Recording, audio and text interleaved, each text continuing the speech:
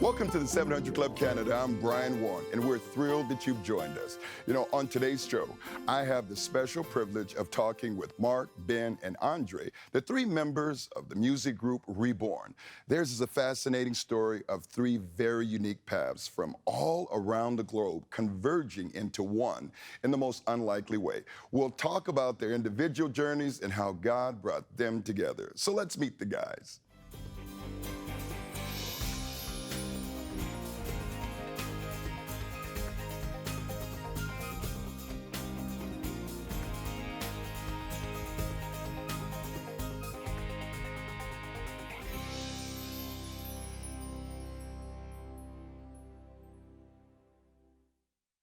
And welcome to the 700 Club. We got Ben Urtek, we have Mark Massery, and we also have Andre Venter. Man, it's so great to see you guys. You know, this is reBORN. Yeah. You know, when people see you, they say, wow, that's a tall drink of water there.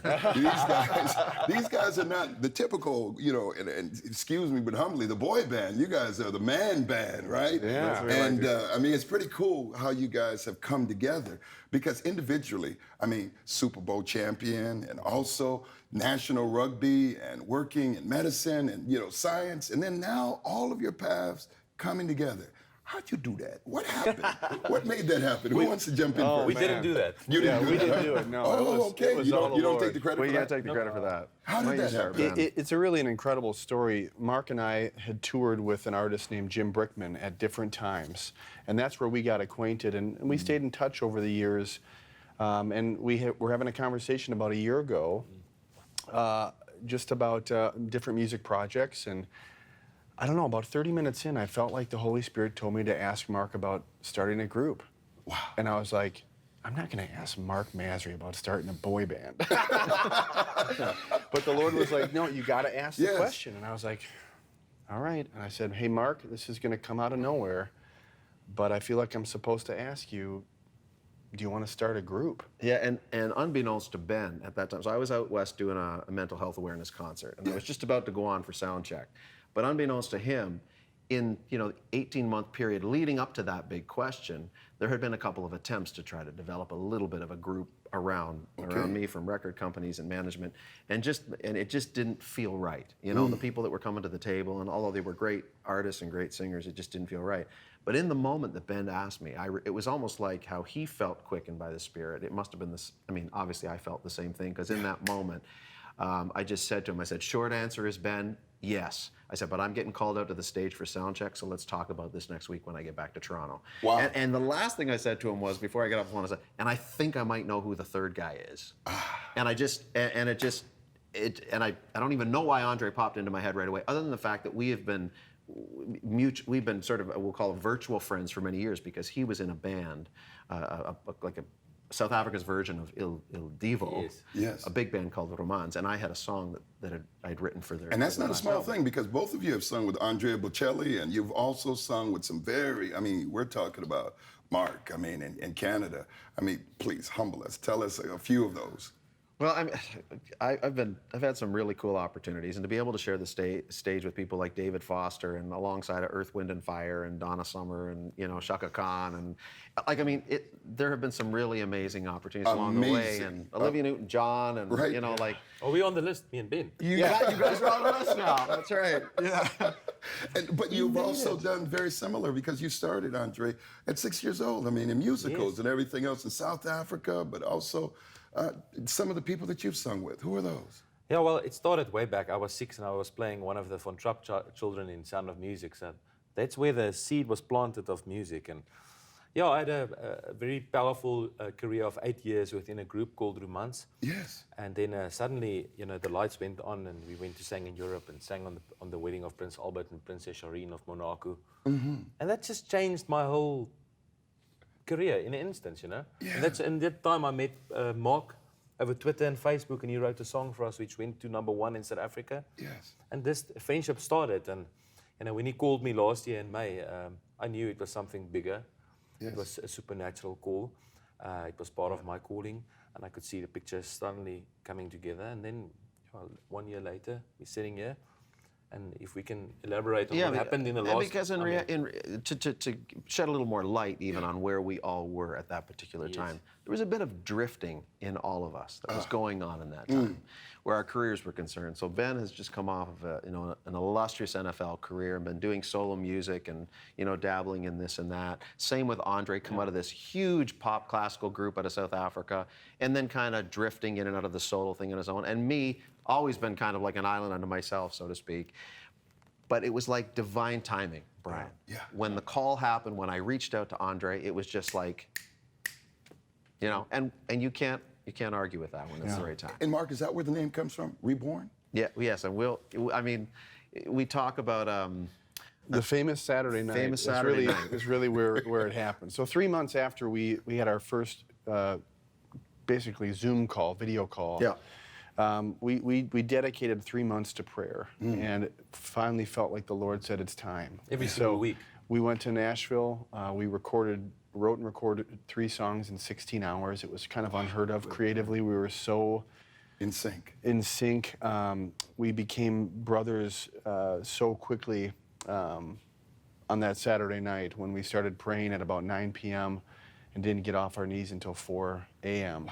Yeah. And I think in that moment we discovered, Mark talking about drifting, we discovered that all of our valleys were the same.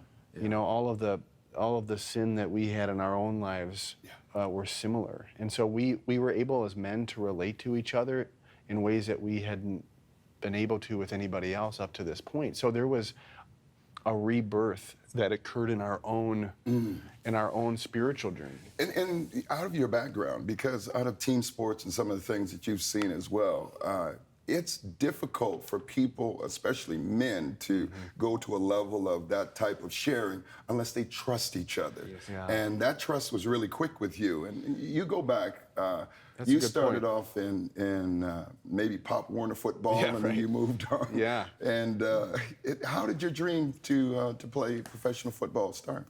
Well, like you said, it started in that Pop Warner age. It was 4th grade for me at the time in Minnesota, and it just progressed over time. I'm sure you can relate to that. But to your point, there was something very unique about the locker room experience that brings you together, because you go through such hard training with these men, and so you build such a bond so quickly. Yeah. And I think that was something unique, especially unique to Mark, I was never part of team sport. Okay. So this whole context was a whole new experience for me. And when you're kind of an island, when you've been an island unto yourself for a long time, you have a really hard time trusting, Right. and you're always very guarded and protective of reputation, of family, of what it is you're going through, because you're not, a lot of your interactions are very superficial. Yeah. They come and go.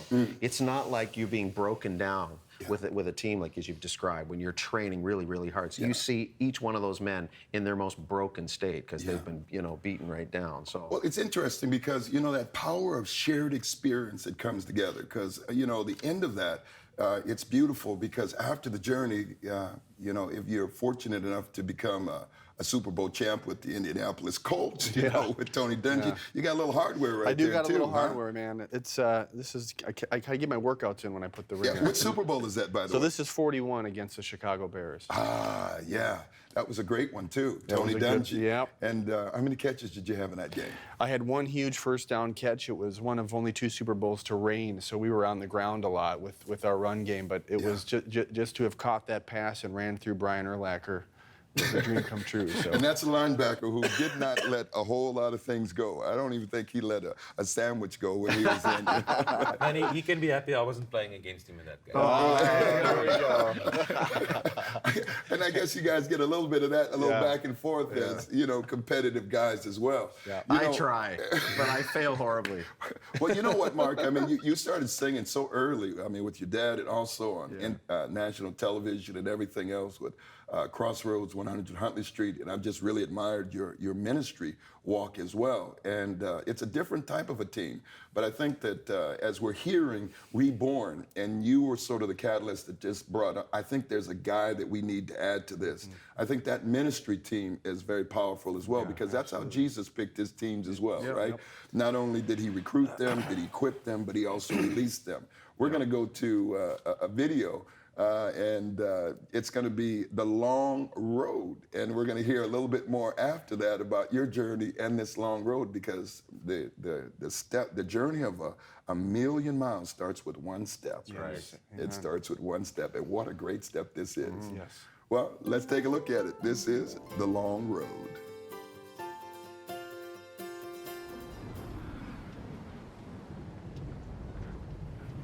Feels like a hurricane, like the wind that won't stop blowing. Oh, and it's pouring rain. Well, you're getting where you're going. It's hard to put one foot in front of the other. Each day feels a little tougher, but you keep on.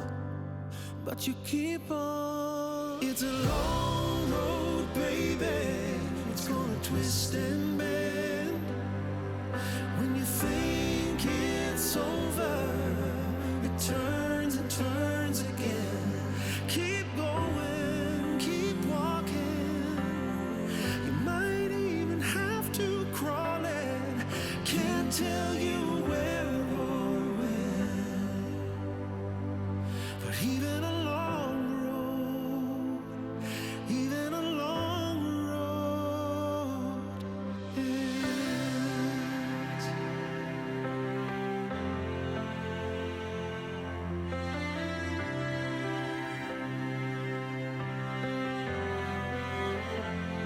You might not see it now, but that's a mountain there you're climbing.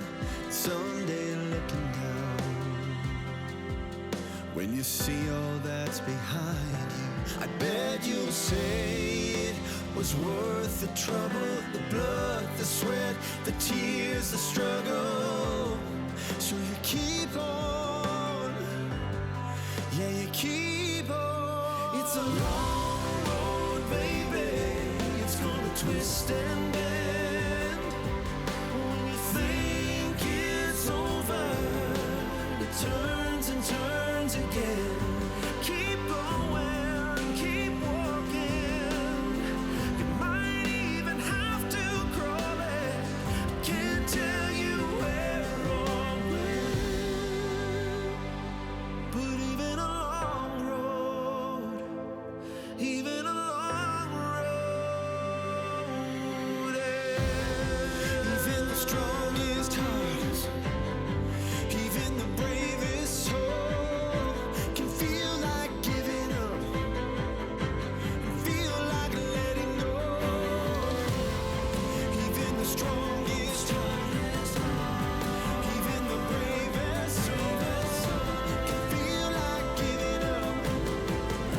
But all I can say is don't. It's a long road, baby. It's gonna twist and bend. When you think it's over, it turns and turns again. Keep going, keep walking. You might even have to crawl it.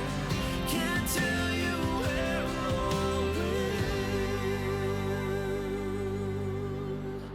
but even a long road, even a long road, even a long road, even a long road ends.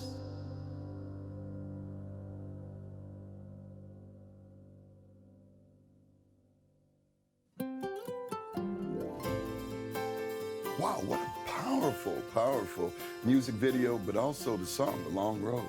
Does this really, is it a metaphor for where you guys have come from? Absolutely. I think we felt that when we first listened to that song, when our producer in Nashville played it, it was kind of one of those light bulb moments, right? Because I think what we love about music is its universal nature to speak into the hearts of everyone. And there's not a single person in this world that at some point in their life hasn't been on the long road, hasn't had to face the storm, hasn't had to climb the mountain. And so this was one of those songs that we knew would speak into the hearts of everyone that listens to, because we all go through trials of many kinds, right? And there was always a light at the end of the road. And you know, as you have seen on the video, if I may talk about it, the guy in white in the video. The other day I was busy editing in South Africa, and there was a young guy working in the studio, and he was really intrigued by the video, and he didn't say a word. And he came in afterwards, and he said, "Who's the guy in white?" I said, "Who do you think the guy is?" He said, "No, I don't know." He was quite young, at 19, 20 years old. And I could see going through some stuff. And I said, "That's Jesus." And you're walking towards him your whole life, and he's waiting for you with open arms. And that's the message of Long Road. There's always a light, and Jesus is the light. He's always there, and he's always shining. Sometimes we miss him, but he's there.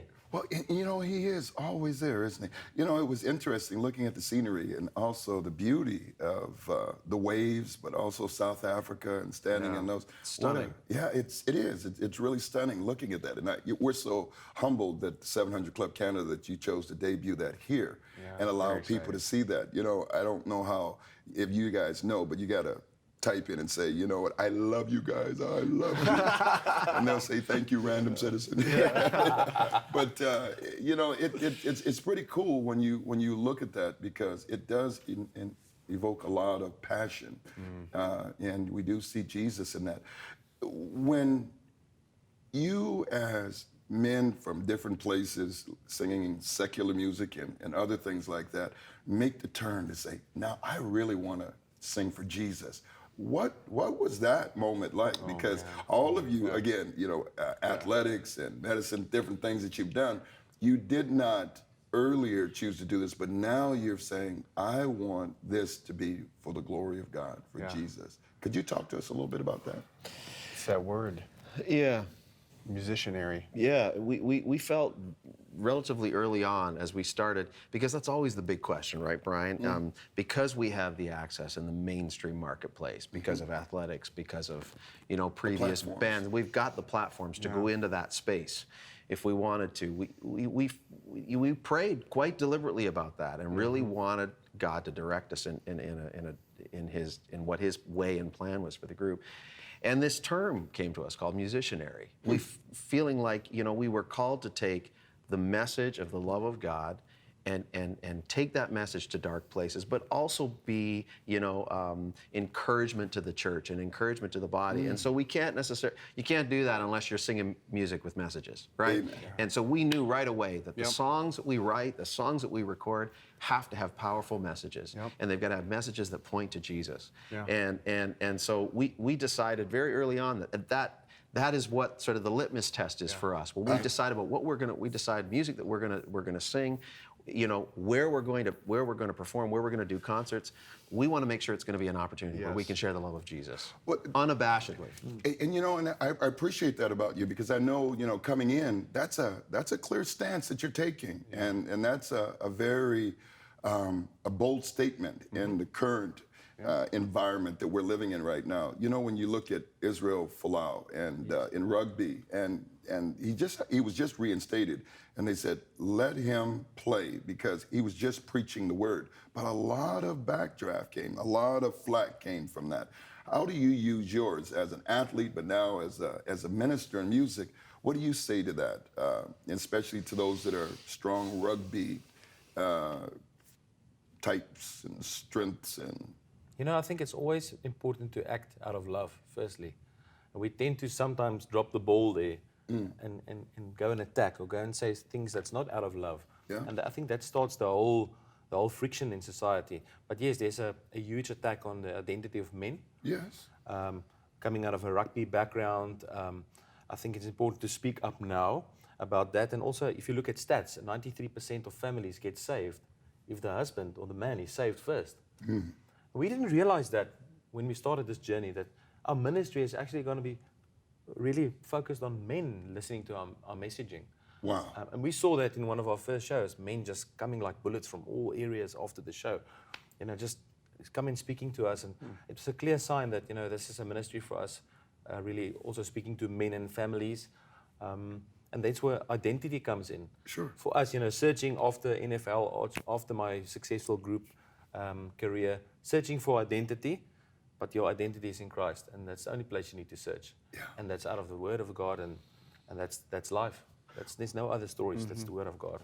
And that's such a powerful truth. I mean, you're hearing Colin Kaepernick, you're hearing a lot of different people and taking knees and taking stands. And Ben, what do you believe this platform that you've been given, not only as a Super Bowl champion, but also as a servant of Christ? Well, I got to play underneath, I think, one of the greatest faith-based coaches in all of professional sports, Tony Dungy. Yeah. And one of the things that Coach Dungy taught me is the importance of leading by example. And I know you're going to understand this because it's hard to minister to a group of people that believe they already have everything, right? And so the way that you speak loudly, the way that you speak boldly, is by how you act. Right? And you need to be above reproof, right? You're held to a higher standard. And so when you're the person who leads by example and you lead with faith, then when individuals who are in need of Jesus come into those moments in their lives where they're in dark places, who do you think they run to? They run to the person that they've seen live it out. Exactly. That you really do practice what you preach. Yeah. And that's the kind of life that Tony Dungy led. And those are the kind of people that we want to follow. And so that's, I've always looked at when I signed my NFL contract, a part of that contract was how can I be a leader off the field? That's right. I mean, and that's just as radically as important as what I did on the field. Yeah, and that is radical as well. Mark, there's a lot of worship leaders that have come and gone, and there's a need for perseverance. And you exemplify that. And what would you say to them right now? Someone that's watching and that said that they need to think boldly, but move boldly, but also persevere. That's a really good observation, Brian. And yes, we have seen a lot of people in that worship market come and go. And I think because there's such an immense pressure on those that are called to worship music as a calling. And I think it speaks a little bit to that high standard that Ben alluded to. And you see sometimes they come and they go, and perhaps there's failure along the way, moral failure or otherwise along the way, and they fall to the wayside, and there's no real recovery or reconciliation or redemption there. But I'd say for those that are still in the game, that feel like perhaps they're not relevant, they're no longer relevant in maybe a very quickly changing music market, I'd say that's just a straight up lie. Yeah. What you're doing is so important in terms of building up the body, encouraging people in their faith, and bringing others in your faith community into that ministry of worship. Because what I love about what's happened, especially now in the context of church in modern day, is that there's more of a focus on what's happening and being built within the body itself, within these faith communities. It's no longer about importing talent and importing worship leaders from larger assemblies or bigger platforms. It's building it up right within the church. And that is going to ripple for a very, very long time in the lives of those people and in the communities and environments in which God moves those people into to have an impact. Profound. Yeah. How can they get a hold of reBORN, and how do we connect with you? Well, we're on all social handles. We've got reBORN the group on Instagram and Facebook. reBORNmusicgroup.org is where you can find us on the web. And I think that's what makes us unique, is we have chosen to build this out of a nonprofit organization, right? So when we come, we don't come in the same way that other groups would in the industry. We come as partners of the church, and we do a world-class music ministry event for free. And then 25% of the love offering we ask for, and 25% of merchandise, everything goes back to the church's greatest financial need. because we're just called to be the Great Commission through music. Well, you're more than that. You are men who are men of character, but also men of passion. Thank you, reBORN. I'm looking forward to your journey. And I know that the road may be long, but we know who holds the road as well at the end. You know, we'll be right back after this, but if you want to hear more about this, 1-855-759-0700, prayer partners are there, but also you can get all the information about reBORN. At the 700 Club Canada, we are on a mission to rescue people and bring them to life. Will you join us in this rescue mission? It can be as simple as $20 a month, or join us at one of our other monthly partner levels. Or maybe you're able to give a generous annual gift. Call us today at 1-855-759-0700, or you can easily give online at 700club.ca. God bless you.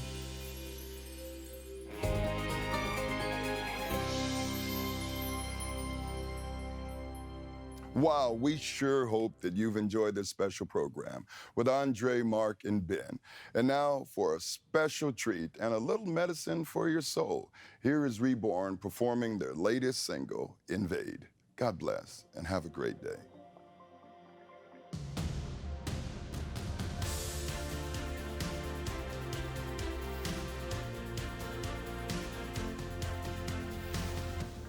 I'm walking out of this wilderness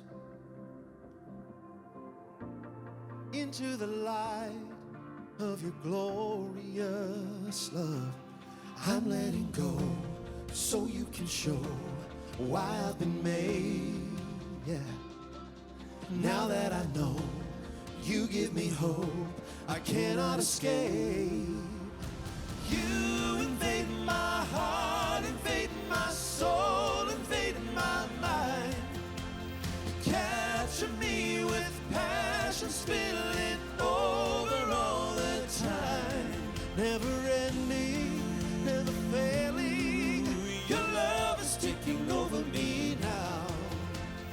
You invade my heart, invade my soul, invade my mind. Yeah, yeah. Yeah, yeah, oh, oh, yeah, yeah, oh, oh, oh, oh, oh. You invaded my soul. You invaded my soul. You invaded my soul. You invaded my soul. You invaded my heart, invaded my soul, invaded my mind. You captured me with passion, spilling over all the time. Never ending, never failing.